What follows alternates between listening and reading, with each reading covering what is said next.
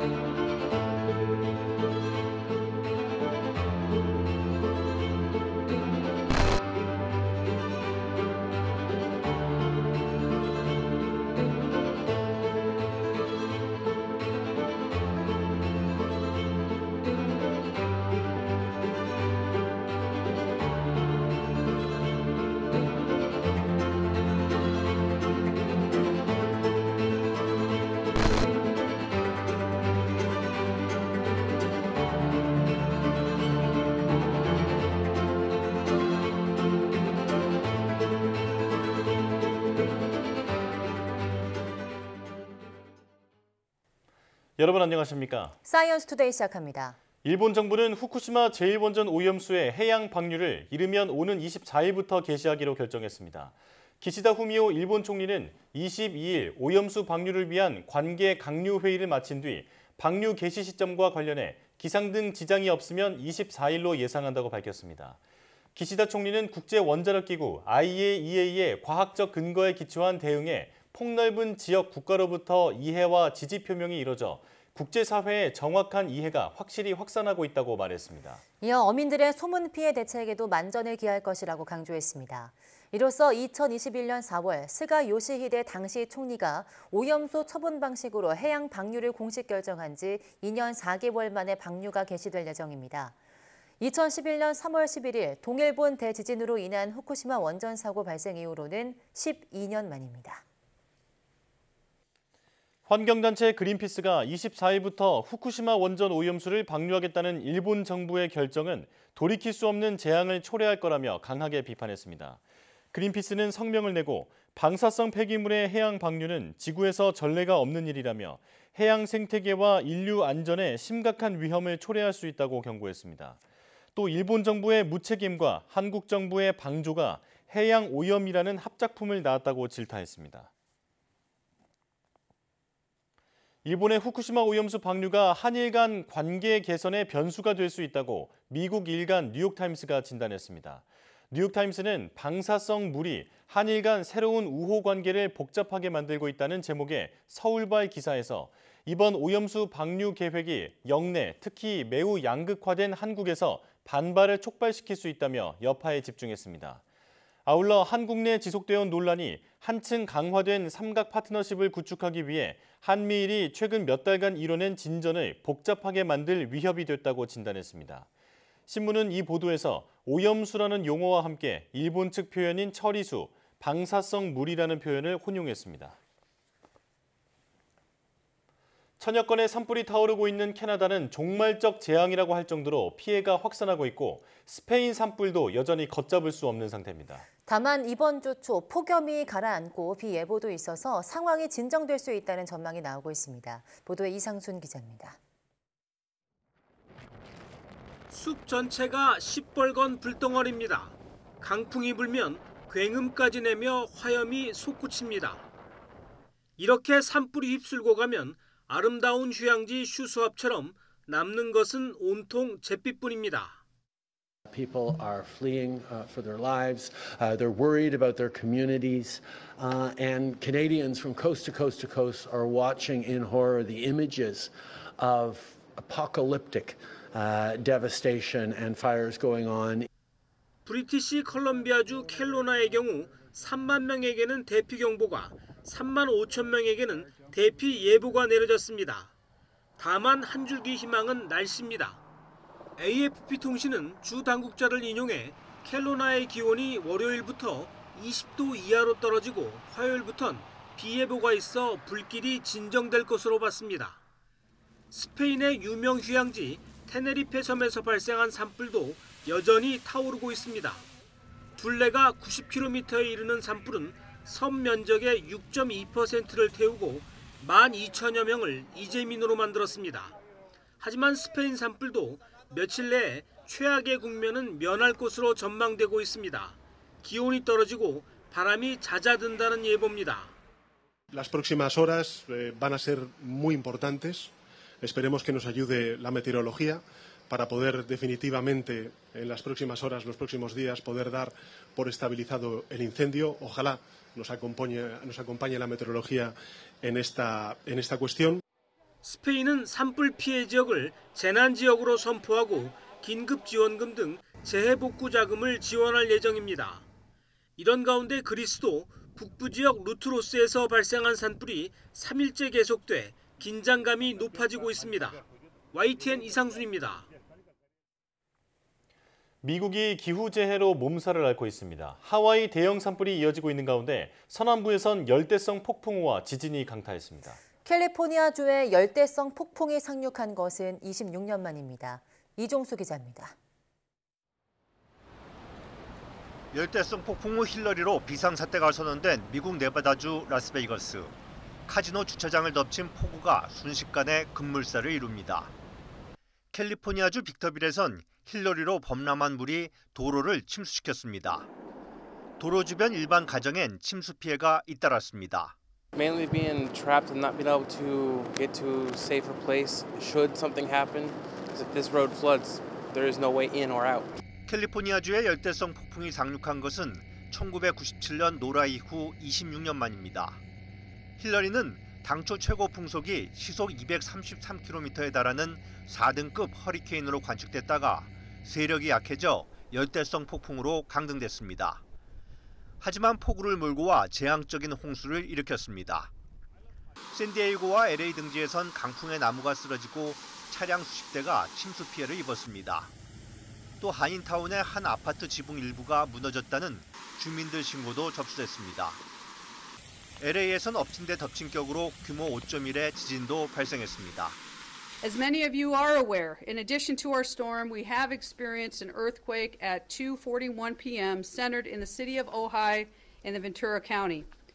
하와이에선 역대급 산불이, 서남부에선 폭풍우와 지진까지 발생하면서 미국 서부 주민들 불안이 커지고 있습니다. YTN 이정수입니다. 연일 계속되는 폭염으로 경남 남해안은 높은 수온이 유지되고 있습니다. 이 탓에 물고기가 떼죽음을 당하고 있어 양식 어민의 시름도 깊어지고 있습니다. 이명준 기자입니다. 경남 통영에 있는 가두리 양식장. 이 지역 양식장의 대표 어종인 우럭 수십 마리가 배를 드러낸 채 물 위에 둥둥 떠 있습니다. 26도가 넘는 높은 수온을 견디지 못하고 폐사한 겁니다.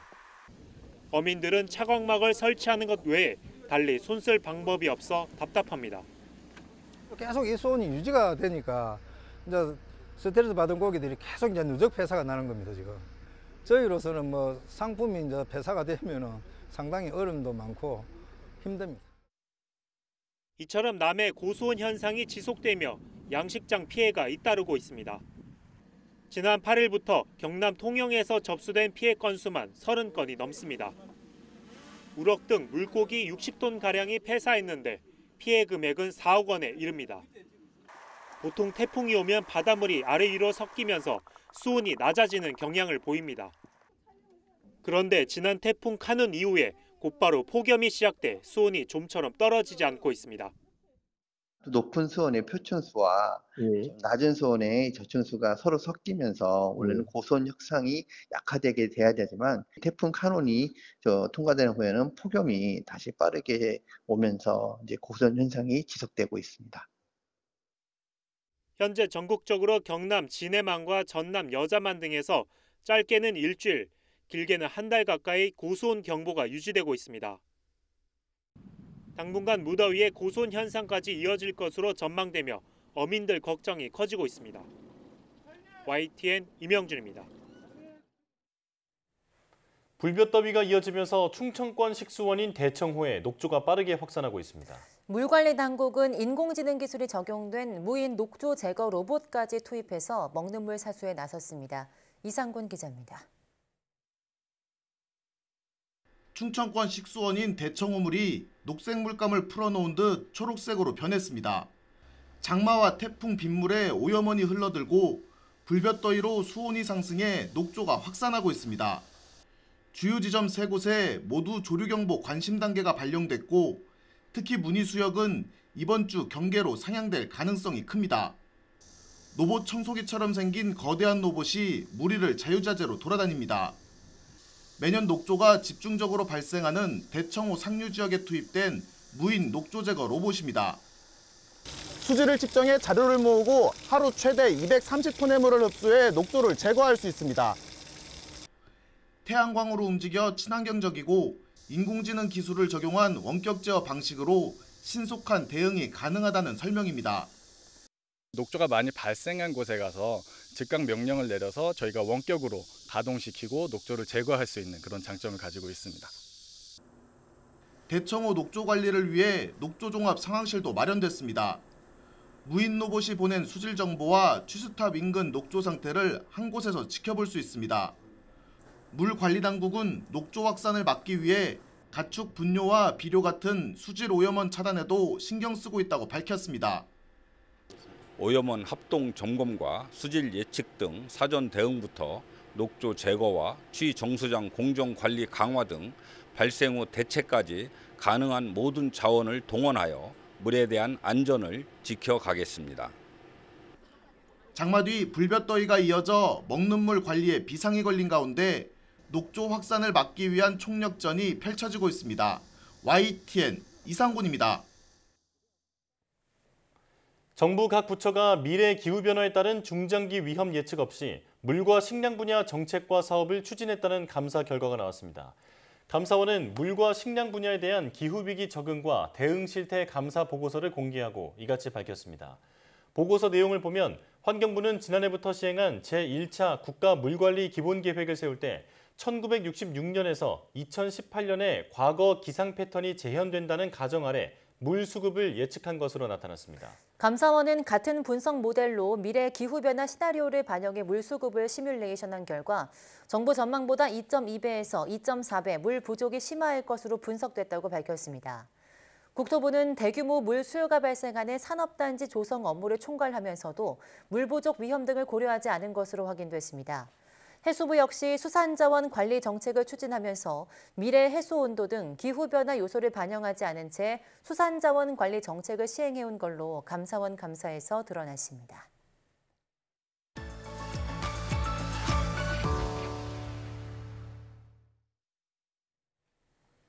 멕시코판에서 북유럽 쪽으로 흐르는 따뜻한 해류인 멕시코 만류가 이르면 2025년부터 2095년 사이 갑자기 사라져 엄청난 기후변화를 가져올 수 있다는 연구 결과가 나왔는데요. 오늘 날씨학개론에서 관련 내용에 대해 이야기 나눠보겠습니다. KB더 반기성 센터장과 함께합니다. 어서 오세요. 네, 안녕하세요. 네, 안녕하십니까. 자, 멕시코 만류가 사라질 것이라는 연구 결과 참 충격적인데요. 누가 발표한 건가요? 덴마크의 코펜하겐 대학의 디틀레우슨 교수 등이 7월 25일 학술지 네이처 커뮤니케이션스에 대서양 자오선 역전 순환류에 다가올 붕괴 경고라는 제목의 논문에서 멕시코 만류 등이 2025년에서 2095년 사이에 큰 변환기를 맞을 가능성이 아주 높다라고 주장을 했는데요. 예. 연구팀은 대서양 해류의 변화를 분석하기 위해서 1870년에서 2020년 동안 해수면 온도 기록을 활용을 했고요. 1층 모형을 통해서 순환유 체계에 중대한 변화가 일어나고 있다는 조기 경고 신호를 확인했다라고 밝혔습니다. 다만 이런 분석 결과는 지구의 탄소 배출이 현재 추세대로 계속 늘어난다는 것을 전제로 한 것인데요. 논문에 따르면 해수 순환은 최근 150년 동안 유의미한 수준으로 불안정해졌는데요. 지구 온도가 상승하면서 극지방 얼음이 녹고 담수가 유입이 되면서 극지방의 염도가 낮아지면서 고위도에서 바닷물이 더 천천히 바다 깊은 곳으로 가라앉기 때문이라고 말합니다. 이들의 이 연구의 분석과 전망은 가능한 한 보수적인 가정을 토대로 한 것이기 때문에 대서양 자우선 역전 순환유의 붕괴에 대한 명확한 지표를 무시해서는 안 된다라고 강조를 했습니다. 네, 그 대서양 자우선 역전 순환유 붕괴라고 말씀을 해주셨는데요. 이게 정확히 뭘까요? 바다에는 두 가지 큰 흐름이 있습니다. 그러니까 이제 그 중에 하나가 바람에 의해서 부는 표층 순환이 있는데요. 바다의 표면에 흐르는 해류는 대개 우세한 바람의 그 풍향에 따라서 움직이는 넓고 느린 표층수의 흐름이거든요. 이 해류는 순환하면서 지구 전체의 온도를 조절합니다. 그런데 바다 깊은 곳에는 표면과 아주 다른 흐름이 있는데요. 바닷물에 염분이 많거나 더 차가운 물은 밀도가 커지면서 무거워지기 때문에 아래로 가라앉게 됩니다. 극지방에서는 날씨가 춥기 때문에 빙하가 많이 생기면서 소금은 얼지 않죠. 그래서 물만 얼게 되면서 염분 농도가 높아지게 되고 또 해수 온도는 낮아지게 되면서 그린란드 인근 바다의 바닷물이 아래로 뚝 떨어집니다. 이렇게 밑으로 내려가는 바닷물은 적도 쪽으로 방향을 바꾸어서 느릿느릿 흘러가면서 바다 깊은 곳에서도 해류가 만들어지는 건데요. 이 순환을 기온과 염분 때문에 생기는 순환이라는 뜻이 담긴 연렴순환이라고 부릅니다. 자, 그림에서 보시면 푸른색 해류가 차가운 연렴순환이고요. 빨간색 해류가 표층순환입니다. 그런데 그린란드 인근에서 바닷물이 심해로 가라앉게 되면은 멕시코 만류가 북극으로 올라와서 보충해주는 역할을 하게 되는데 바로 이 난류를 대서양 자우선 역전 순환유, 영어로는 AMOC라고 부릅니다. 그렇군요. 자, 이 연렴 순환의 핵심적인 부분이 바로 이 멕시코 만류인 것 같은데 여기가 사라지면 기후 변화가 엄청나게 다가올 수 있다라는 말인 거죠? 그렇죠. 연구팀은 AMOC의 마지막 붕괴가 일어난 것은 12,800년 전 마지막 빙하기 때다라고 설명을 했는데요. 당시 세계는 따뜻해져 가다가 기온이 갑자기 뚝 떨어지면서 1000년 이상 빙하기가 지속되었습니다. 당시에 이게 원인이 에가시옷을 이루던 천연댐이 무너지면서 엄청난 민물이 북극 쪽 대서양으로 흘러 들어가면서 북대서양 바닷물의 염분 농도가 너무 낮아지다 보니까 물이 바다 밑으로 가라앉지 않았죠. 그러면서 심해 흐르는 해류 순환이 중단되었고요. 이로 인해서 AMOC가 사라지면서 빙하기가 닥친 것이죠. 이제 우리는 소빙하기 혹은 영거 드라이아스라고 부르는 이 시기에 노르웨이 기온은 지금보다 7도에서 9도 정도 낮았고요. 남유럽마저도 거의 빙하기로 들어갔다고 하는데요. 재난 영화 투모로우가 바로 이 사건을 벤치마킹해서 만든 겁니다. 물론 지금은 연렴 순환을 변화시킬 만한 거대한 호수는 없지만 지구 온난화는 거대한 호수보다 더 무서울 수가 있습니다. 기온이 오르면서 북극 빙하가 녹고 비가 내리면서 그린란드 인근 바닷물의 염분 농도가 떨어지게 되면 연렴 순환이 중지될 가능성이 있다는 것이고 연렴 순환이 중지된다면 당연히 AMOC도 사라지겠죠. 이 흐름이 끊기게 되면 가장 직접적으로 미국과 북유럽의 기온이 크게 떨어지고 폭풍이 늘어나고 북미 동해안의 해수면이 상승할 위험성이 있고요.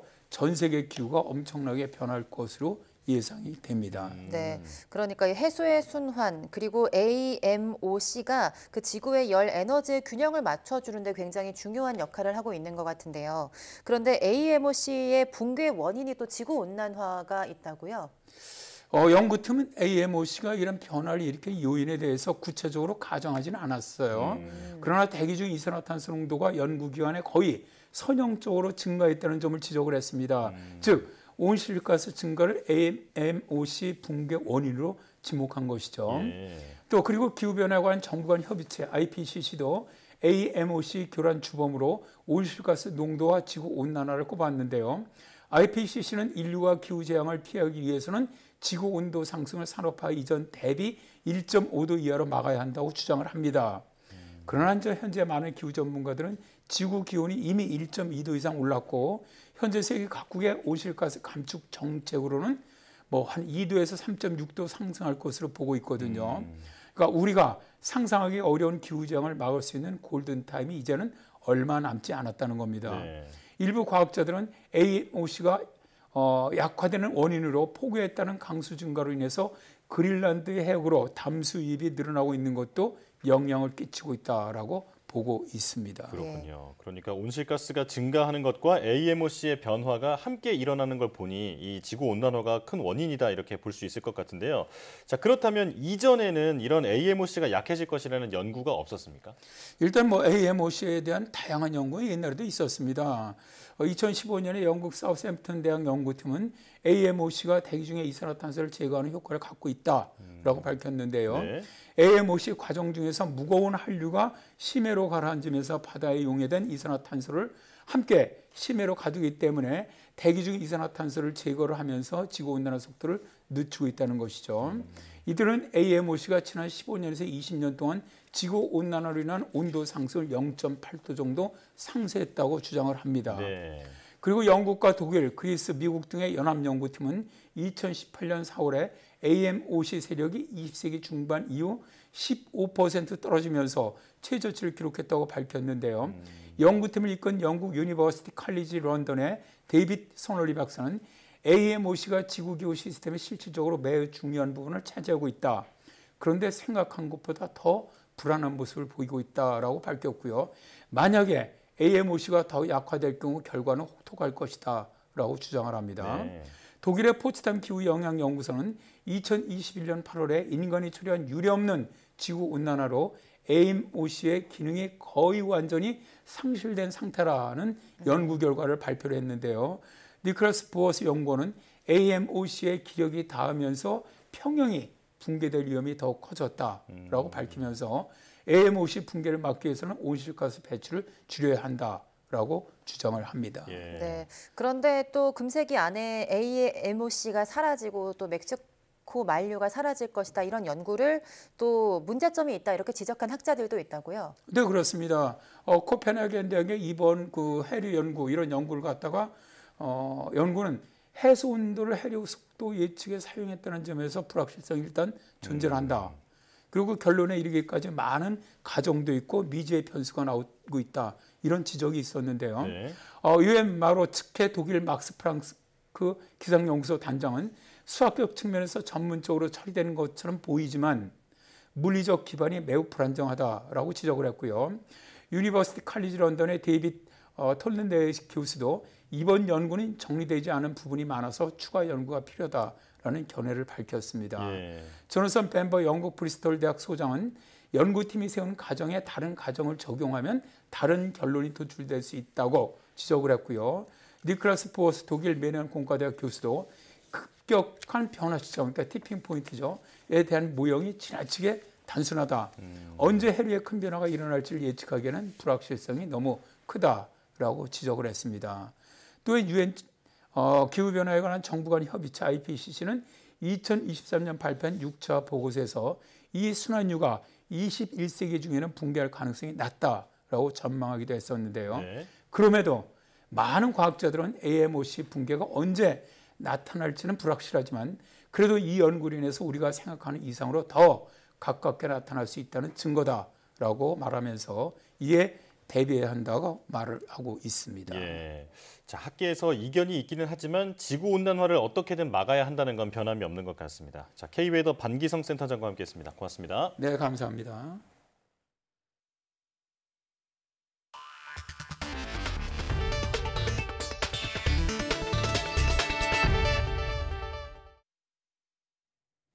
내년도 과학기술 분야 연구개발 예산이 올해보다 13.9% 줄어든 21조 5천억 원으로 책정됐습니다.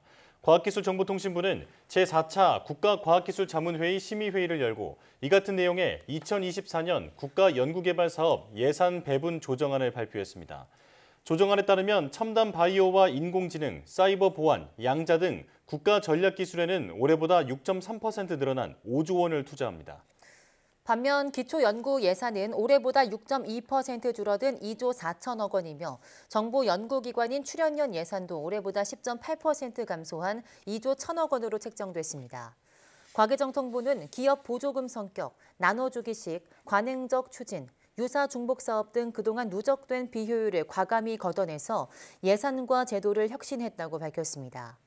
내년도 국가연구개발사업 예산 배분 조정안은 기획재정부에 통보됐으며 기재부는 다음 달 초 내년 정부 예산안으로 확정해 국회에 보낼 예정입니다.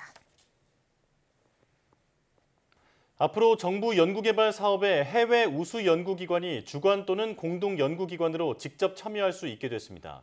과학기술정보통신부는 이런 내용을 담은 정부 R&D 제도 혁신 방안을 국가과학기술자문회의에서 심의했다고 밝혔습니다. 과기정통부는 해외 우수 연구기관이 국내 R&D에 주관 공동 연구기관으로 참여할 수 있도록 국가연구개발혁신법 시행령 개정을 추진하고 연구 성과 소유와 활용 등 국제 공동 연구 추진에 필요한 사항을 구체적으로 담은 가이드라인도 마련하기로 했습니다. 이와 함께 R&D 사업 평가에 상대평가를 전면 도입해 하위 20% 사업은 구조 조정하며 과도하게 늘어난 연구수당 등은 합리적으로 축소하고 연구비가 목적과 용도에 맞게 사용될 수 있도록 관리를 강화하겠다고 밝혔습니다. 북한이 24일부터 31일 사이에 인공위성을 쏘겠다고 일본 정부에 통보했습니다. 오늘 31일까지 진행되는 한미연합훈련에 맞대응하고 다음 달 9일 북한 정권 수립 75주년에 맞춰서 지난번 실패했던 군사정찰 위성 재발사에 나선 것으로 보입니다. 최도희 기자입니다. 북한이 인공위성을 발사하겠다며 일본 정부에 통보한 시기는 오는 24일 0시부터 31일 0시 사이입니다. 일본 언론 보도를 보면 북한이 통보한 위험구역은 서해 해상 2곳과 필리핀 동쪽, 태평양 해상 1곳입니다. 지난 5월 실패한 군사정찰 위성 발사에서 제시한 해역과 같은 지점인 만큼 정찰 위성 재발사에 무게가 실립니다. 앞서 국정원도 북한이 다음 달 9일 정권 수립 75주년을 앞두고 군사정찰 위성을 쏠 가능성이 있다고 내다봤습니다. 군사정찰 위성의 결함 보안이 순조롭게 진행된다면 8월 말 또는 9월 초에 발사 가능성이 있다는 보고를 했습니다.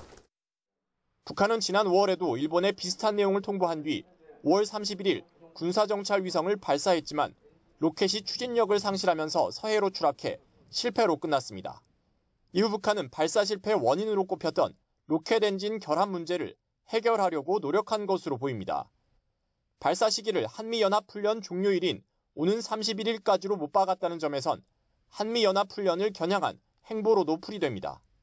발사의 실패 원인을 북한도 빨리 파악했다라고 하는 얘기가 될 수도 있는 것이기 때문에 추이는 좀 지켜봐야 할 것 같고요. 한미연합훈련 기간과 겹친다라고 하는 부분도 북한의 노림수가 아니었나 생각이 됩니다. 이와 함께 다음 달 9일 북한 정권 수립 75주년을 앞두고 이렇다 할 경제적 성과가 없는 상황 속에 심혈을 기울여온 군사적 성과를 내겠다는 의도도 있어 보입니다. YTN 최두입니다. SK하이닉스가 인공지능용 초고성능 D램 신제품 개발에 성공하고 성능 검증 절차를 위해서 고객사인 엔비디아에 샘플을 공급하기 시작했다고 밝혔습니다. 이번 신제품은 여러 개의 D램을 소재구로 연결해 기존 D램보다 데이터 처리 속도를 혁신적으로 끌어올린 고부가 가치, 고성능 제품인 HBM 5세대입니다. SK하이닉스는 내년 상반기부터 양산에 들어가 인공지능용 메모리 시장에서 독보적인 지위를 확고히 하겠다고 강조했습니다. 현대차의 고급 브랜드 제네시스가 미국 고속도로 안전보험협회의 충돌 평가에서 세계 차종이 최고 등급을 받았다고 밝혔습니다. 현대차 관계자는 고객 안전을 최우선에 두고 모든 차종을 개발하고 있다며 강화된 충돌 테스트에서 최고 등급 획득은 제네시스 모델의 높은 안전성을 보여주는 결과라고 밝혔습니다. 해당 충돌 평가는 올해부터 측면 충돌과 보행자 충돌 방지 평가 기준을 높이고 헤드램프 평가 기준을 더 엄격하게 적용해서 우수 등급을 획득하기가 어려워졌다고 현대차는 설명했습니다. 고령화 속 1인 가구 수가 1,000만 돌파를 눈앞에 뒀습니다. 행정안전부의 2023 행정안전통계연보를 보면 지난해 말 기준 주민등록 가구는 2,370만 명이며 이 가운데 1인 가구가 972만여 세대로 1,000만 가구에 육박했습니다. 1인 가구 비중은 41%로 1년 만에 0.7%포인트 높아졌습니다. 나이별로 보면 70대 이상이 19% 이상으로 가장 많았고 그다음이 60대 18%로 둘을 합치면 60대 이상이 3분의 1이 넘는 것으로 나타났습니다. 1인 가구는 전 연령대에서 증가하는 추세로 지난해 대비 증가율은 20대가 2.7%, 30대 3.8%, 60대 4.3% 등입니다.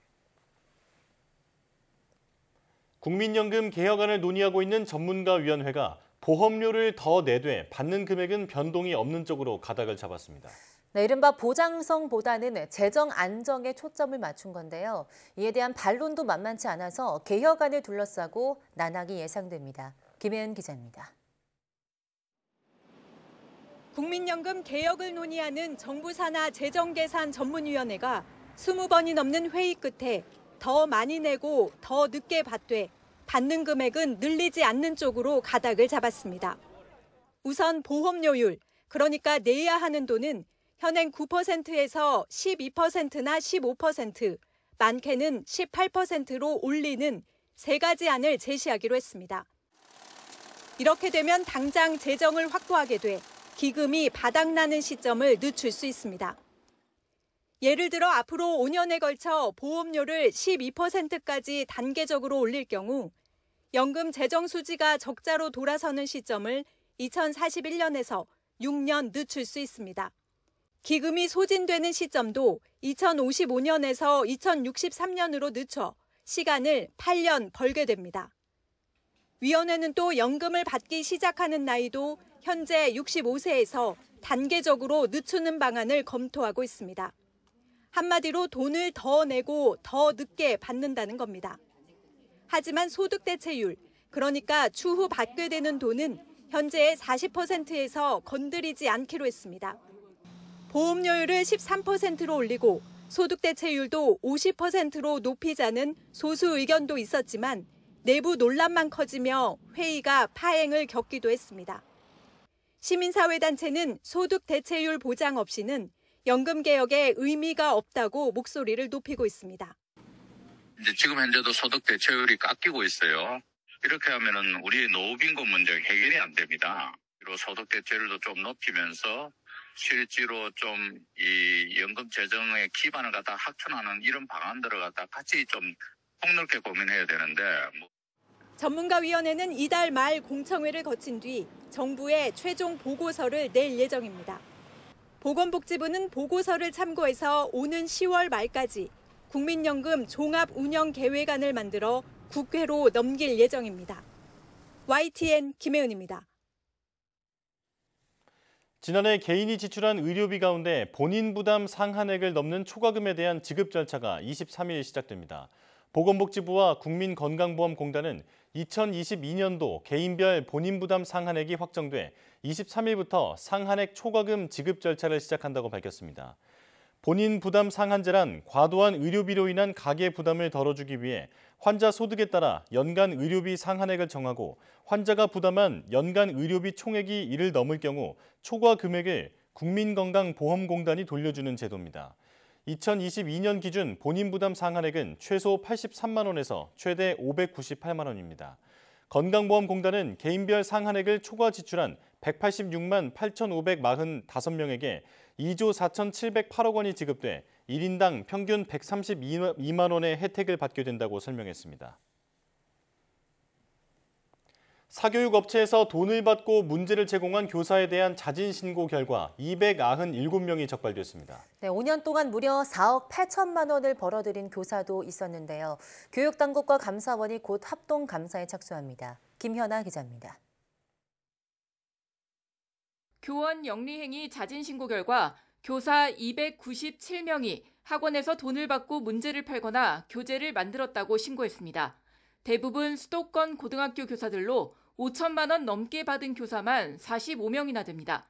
특히 경기도의 사립고 수학교사는 5년간 4억 8천만 원을 받았고 서울 사립고 화학교사는 3억 8천만 원, 공립고 지리교사도 3억 원 이상을 받았습니다.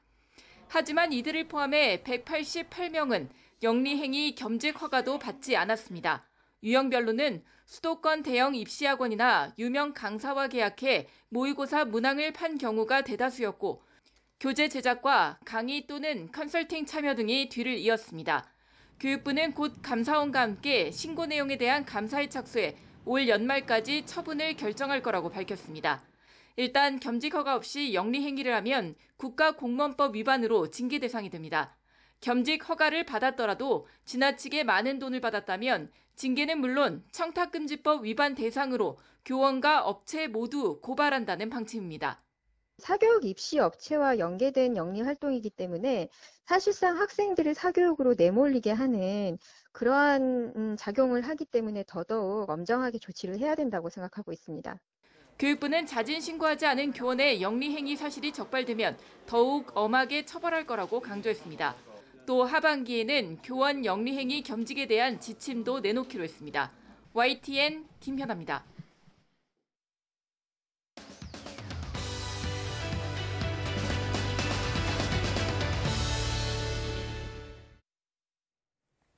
사이비 종교 혹은 다단계 사업 피해 사례는 잊을만 하면 뉴스에 들려오는 소식인데요. 이런 사례를 볼 때마다 나는 저런 일을 절대 당하지 않을 것이라고 생각하면서 왜 지금까지 이런 피해들이 계속해서 생겨나는지 이해가 안 되는 분들이 있을 겁니다. 네, 오늘 한글 사람 속은에서는 사람들이 어떻게 사이비 종교를 믿게 되는지 또 대처 방법까지 이야기 나눠보겠습니다. 김지은 상담심리사와 함께합니다. 어서 오세요. 안녕하세요. 네, 안녕하십니까.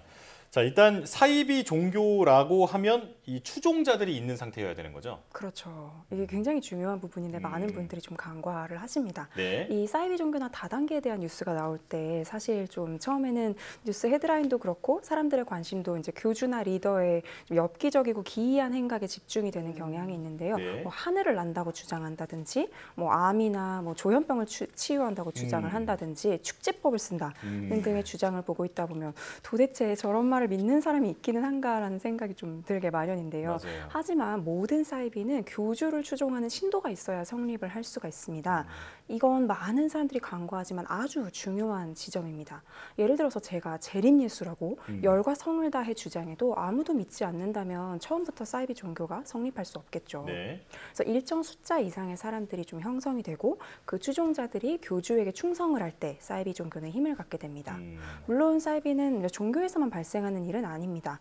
좀 수상적인 다단계 아니면 유사과학으로 보이는 사업 또는 자기개발 모임이나 치유 단체에 이르기까지 좀 유사한 원리로 운영되는 수많은 형태의 사이비가 존재를 합니다. 그리고 이 모든 사이비들은 추종자가 있어야 힘을 발휘할 수 있기 때문에 추종자의 존재가 아주 중요하다고 볼 수 있겠습니다. 네, 분명 앞서 저희가 말씀드린 것처럼 저기에 왜 속지? 이렇게 분명히 생각이 들어도 말씀하신 것처럼 추종자가 분명히 있거든요. 그렇죠. 사람들이 사이비에 빠지는 이유가 있을까요? 진짜 중요한 부분인데 네. 나라면 절대 사이비에 빠지지 네. 않을 텐데라고 많은 분들이 이제 생각을 하실 거잖아요. 네네. 그런데 생각보다 보자마자 아 이거 사이비구나라고 판별하는 게 말처럼 쉬운 일은 아닙니다. 예를 들어서 제가 이제 처음 뵙자마자 네. 안녕하세요. 저는 재림예수입니다. 저는 하늘을 날 수 있고 모든 불치병을 고칠 수 있으며 뭐 미래를 예언할 수 있어요. 저를 믿으세요. 라고 한다면 당연히 믿지 못하시겠죠. 네. 그렇죠. 한눈에 봐도 수상하잖아요. 네. 그러면 이제 사람들이 당연히 저를 피할 테니까 애초에 성립이 되지 않을 텐데 처음부터 사람들에게 황당하고 이상한 면모를 보여준다면 누구라도 사이비에 빠지지 않겠죠. 네. 하지만 처음에는 아주 평범하고 심지어 주변의 다른 어떤 것들보다도 믿을 만한 모습으로 다가가는 게 사이비의 특징입니다. 그런 면에서 사이비는 사기꾼의 수법과 매우 유사합니다. 여러 사람을 상대로 거액을 빌린 후에 잠적한 사기꾼의 피해자들을 인터뷰하다 보면 그 사기꾼이 처음에는 소액을 빌렸다가 이제 바로 갚고 이런 모습을 반복해서 보였다고 하는 경우들이 있습니다. 이렇게 이 사람은 돈을 잘 갚는 사람이다 라고 천천히 신뢰를 쌓아나가서 점점 더 큰 금액을 빌릴 수 있게 되는 거죠. 그 다음에 아주 큰 금액을 어느 순간에 빌리고 바로 잠적해버리는 겁니다.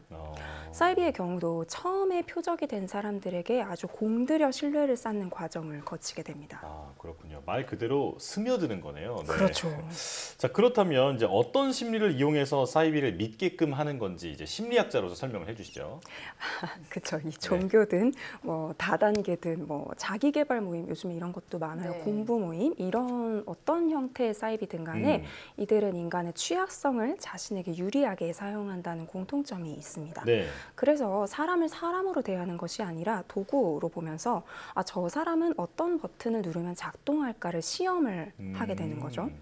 예를 들어 벌써 좀 10여 년 전 이야기이긴 한데요. 대학가 인근에 24시간 동안 운영하는 카페에서 심리 검사를 해준다든지 심리 상담을 해준다고 말하면서 접근하는 사람들을 좀 주의하라는 공지가 나온 적이 있었습니다. 그래서 시험 기간에 밤을 새워서 공부하면서 좀 울거나 혼자 좀 근심 어린 표정으로 밤늦게까지 앉아있는 젊은 사람들에게 접근해서 자신의 인근 대학의 심리학과 대학원생인데 연구에 필요하니 검사에 참여해 줄 수 있겠냐라는 식으로 물어보는 겁니다.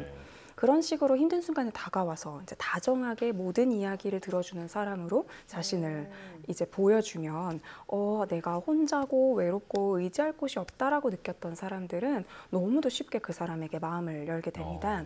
이런 식으로 수차례 상담해 주겠다면서 만나서 점점 더 친분을 쌓게 되고 결국 상담의 명목으로 말했던 이 모든 개인사들이 그 사람에게 아주 유용한 정보가 되어버리는 거죠.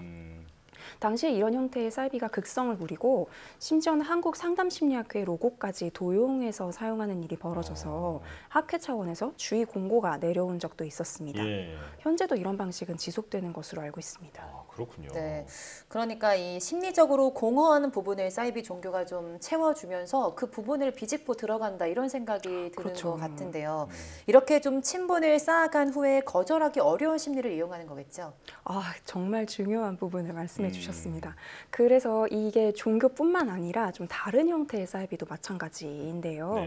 좀 예를 들어서 다단계라고 치면 절대로 처음부터 물건을 사라고 강요하지 않습니다. 처음에는 아주 다정하고 따뜻하게 다가가서 나에게 필요한 것들을 다 챙겨주고 자주 살갑게 안부도 물어봐주고 나의 이야기에 공감하면서 모든 이야기를 너무 잘 들어주는 거예요. 그러다가 어느 날 슬쩍 내가 가는 공부 모임에 같이 갈래? 라고 말을 하거나 아니면 판매 설명회에 같이 가자라고 하는 식이 되는 거죠. 아니면 좀 은근슬쩍 자신이 사용하는 물건들에 대해 홍보를 하기도 하고요. 사람들은 일단 친해진 사람에게 경계를 풀고 되도록 부탁을 들어주려는 그런 성향이 있기 때문에 내키지 않아도 한 번은 가보자 이런 식이 되는 경우가 아주 많습니다. 그리고 이것도 중요한 부분인데 한 번 사이비 집단에 발을 들이게 되면 그 어떤 다른 집단보다도 강렬한 소속감을 주어서 그 사람을 더욱 빠져나가기 어렵게 만들기도 합니다. 특히 소속감 없이 외롭다, 아무도 이해해주는 사람이 없다 이렇게 느꼈던 사람들은 이런 소속감을 한 번 느끼면 빠져나가는 것이 정말 쉽지 않습니다. 하지만 물론 친분과 소속감만으로 사이비에 빠지게 되는 것은 또 아닙니다. 저도 오래전 군대 동기가 연락이 와서 이렇게 다단계에 한번 이제 끌어들이려고 했던 적이 있는데 그때가 생각이 막 납니다. 자, 그런데 이 사이비 추종자들을 보면 그냥 마음을 여는 게 아니라 아주 열성적으로 충성을 다하잖아요. 그렇죠. 이렇게 되는 심리는 뭘까요? 이게 또 하나의 중요한 부분인데요. 이 모든 사이비는 비전과 소명을 또 제시를 합니다. 그래서 그 어떤 식으로든 자신이 세상을 더 낫게 만들고 있으며 의미 있는 일을 하고 있다고 믿도록 만드는 겁니다. 그래서 자신이 이상주의자라고 스스로 생각하거나 주변에서 그런 말을 많이 듣는 분들은 특히 주의하셔야 합니다. 이상주의자들은 자신의 가치관과 똑같은 생각을 하는 것 같은 사람들을 만나면 훨씬 쉽게 마음을 여는 경향이 있기 때문입니다. 그래서 사이비는 그것이 종교든 사업이든 모임이나 단체든 언뜻 보기에 아주 이상적이고 훌륭한 비전을 내세우고 있습니다. 더 평등한 세상을 만들기 위해 기여하고 있다든지 사람들의 성숙을 도모한다든지 사랑이 넘치는 밝은 사회로 만들겠다든지 하는 식입니다. 또는 이러한 비전 자체보다 비전을 가진 사람, 말하자면 교주처럼 그 사이비의 중심 인물을 따르게 하기도 합니다. 그래서 사이비 중에서 예를 들어서 자기 개발, 성공 이런 걸 내세우는 사이비의 종류가 또 있는데요. 이 사람이 손대는 사업 종목마다 늘 대박이야 라든지 이 사람은 경제를 완벽하게 꿰뚫고 있어서 이 사람 말은 다 맞아. 이 사람이 투자하는 곳은 다 해야 해. 네, 이런 말들 네. 종종 들어보신 적이 있을 겁니다. 네. 그래서 유튜브나 뭐 오픈 카톡방의 형태로 이런 성공한 한 개인에 대한 신앙 아닌 신앙이 퍼지기도 하는데요. 여기까지 듣고 나니 생각보다 사이비가 주변에 널리 퍼져 있다는 게 좀 느껴지시죠? 네, 맞습니다. 그러니까 종교뿐 아니라 다양한 부분의 사이비가 널리 퍼져 그렇죠. 있는 것 같은데요. 이런 사이비에 빠져서 좀 피해를 입지 않으려면 어떻게 해야 될까요? 참 이게 참 쉽지 않은 부분이기는 합니다. 네. 이게 그런데 쉬운 답을 원하는 게 또 인간의 본성이거든요. 그러다 보니까 좀 특히 더욱이 좀 인생에서 누구나 한 번쯤은 좀 마음이 힘들어지는, 약해지는 상황을 겪게 되게 마련이기 때문에 이런 상태에서는 좀 불안하고 갈급해서 더더욱 쉬운 길을 선택하려는 경향이 강해집니다. 네. 사실 우리가 점을 보러 가는 것도 바로 이런 이유 때문인데요. 현재 상태를 파악하고 뭐 자신을 성찰하고 여러 다른 선택지들을 고려해서 나의 선택에 책임을 지는 것도 생각보다 어려운 일이기 때문에 마음이 힘들어지면 사람들은 그런 모든 과정을 다 생략하고 쉽고 빠른 지름길을 찾고 싶어 하거든요. 네네. 그래서 좀 열심히 생각하고 고민해야 하는 심리 상담보다 한 번의 해결책까지 전부 쥐어주는 점에 더 쉽게 매혹이 되는 거죠. 이렇게 마음이 약할 때 같은 원리인데요. 내가 바로 답이다 라는 느낌을 주는 사람을 만나게 되면 우리는 너무 쉽게 빠져들 위험이 있습니다. 네. 그래서 쉬운 일은 아니지만 우리가 좀 언제나 기억을 해야 되는 부분이 바로 이것인데요. 아주 간단하고 쉬워 보이는 정답이 있다면 우리는 바로 그것을 경계해야 합니다. 그래서 세상에 쉽고 간편하게만 이루어지는 일은 존재하지 않습니다. 그러니까 모든 일에는 대가가 따르게 마련인데요. 세상에 어떤 식으로든 공짜는 없다라는 사실을 기억하며 내가 지금 이 사람의 이 사업에 이 모임에 너무 긍정적인 면만 보고 있는 것은 아닌지에 대해서 꼭 생각해 볼 필요가 있습니다. 또한 어떤 종교의 교리를 접했을 때나 뭐 사업 계획을 접했을 때, 치료 계획을 접했을 때, 아니면 새로운 과학 기술에 대한 이야기를 들었을 때, 뭐 이럴 때 그것이 정말로 신뢰할 만한 것인지 반드시 좀 여러 출처를 통해서 확인을 해야 합니다. 그래서 이런 것들이 이 여러 출처를 통해서 확인하는 과정을 거치지 못하게 한다라고 하면 왜 나를 정보에서 고립시키려고 하고 자신들에게서만 정보를 받을 수 있게 하는지 반드시 의심을 해봐야 합니다. 네. 세상에 공짜는 없다. 그리고 낯선 사람이 갑자기 잘해준다면 다 이유가 있는 거다. 이 부분을 명심해야겠습니다. 자, 김지은 상담심리사와 함께했습니다. 고맙습니다. 감사합니다.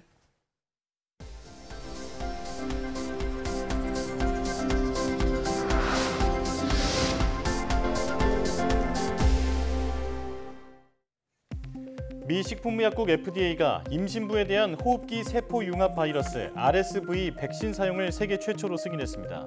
FDA는 미국 제약사 화이자가 개발한 RSV 백신 아브리스볼을 임신 32주에서 36주 여성이 사용할 수 있게 승인했다고 밝혔습니다. 이는 생후 6개월까지 아기들을 RSV로 인해 하기도 감염과 중증 질환으로부터 보호하기 위한 것입니다. 국내 연구진이 체질량 지수나 허리둘레를 대체할 지표로 체중 보정 허리둘레 지수를 개발해 건강 척도로의 활용 가능성을 확인했습니다. 고려대 안암병원 김남훈, 김경진 교수팀은 2008년에서 2011년 국민 건강 영양조사 데이터를 활용해서 체중 보정 허리둘레 지수인 WWI의 활용 가능성을 분석한 결과 WWI의 수치가 높을수록 체지방이 높고 근육량과 골밀도가 낮음을 확인했다고 밝혔습니다. WWI는 허리둘레를 체중의 제곱근으로 나눈 것으로 체질량 지수인 BMI와 마찬가지로 고가의 장비 없이 간단하게 산출할 수 있는 체성분 지표입니다. 국내 연구진이 치료제가 없는 노인성 근감소증을 치료할 수 있는 원천 기술을 개발했습니다. 대구 경북과학기술원 디지스트 김민석 교수팀은 초정밀 바이오칩 기반의 고속 대량 전기자극 스크리닝 플랫폼을 개발한 뒤 이 플랫폼을 이용해 특정 전기자극에서 노화 근육세포의 재생이 유도돼 근감소증 치료 가능성을 처음 확인했다고 밝혔습니다. 연구팀은 찾아낸 전기자극 조건으로 노화된 쥐에게 6주 동안 전극 치료를 한 결과 근육량과 근육질이 증가하고 수축력이 개선됐으며 차세대 유전자 염기서열 분석으로 근육 형성과 분화 관련 기능이 모두 향상된 것을 확인했다고 설명했습니다. 국내 연구진이 수소차 연료전지에 사용할 수 있는 비귀금속 촉매를 개발했습니다. 카이스트 조은혜 교수, 포스텍 한정호 교수팀은 수소차에 사용되는 양이온 교환막 연료전지의 백금 촉매를 대체할 단일 원자, 철, 질소, 탄소, 인 소재를 개발하고 활성 메커니즘을 규명했다고 밝혔습니다. 연구팀은 개발한 촉매가 귀금속인 백금보다 1000분의 1 이상 저렴해서 가격 경쟁력을 확보할 수 있으며 현재 상용 제품뿐 아니라 차세대 연료전지인 음이온 교환막 연료전지에도 적용할 수 있다고 설명했습니다.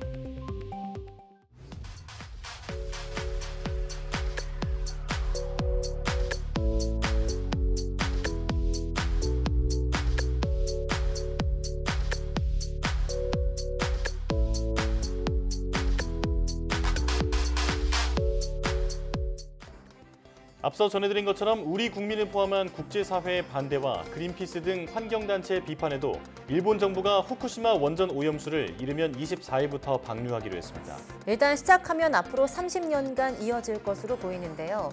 지금까지 일본이 약속해온 오염수 정화 절차 등 방류 계획이 잘 지켜지는지 감시하고 우리 해양 생태계에는 어떤 영향을 미치는지 면밀한 검증과 투명한 정보 공개가 반드시 이루어져야겠습니다. 네, 뉴스 마칩니다. 시청해주신 여러분 고맙습니다.